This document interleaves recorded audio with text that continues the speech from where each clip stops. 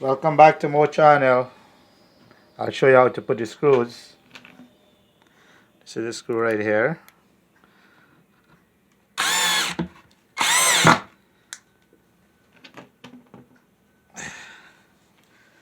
Make sure you have a little screw like that. So make sure you don't go over. Because if you go over, it's no good.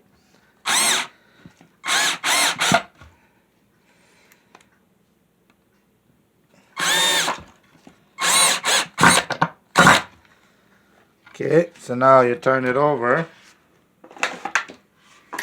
So if you can see this, there is no screw hole here. So now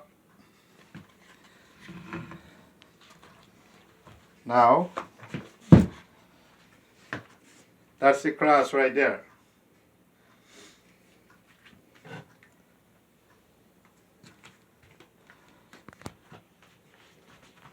Tell you what it says. See what he said? God bless this home forever.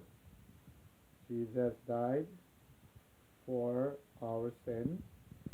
And at the bottom says made by Mo. Thank you guys. So watch my video and subscribe, and God bless.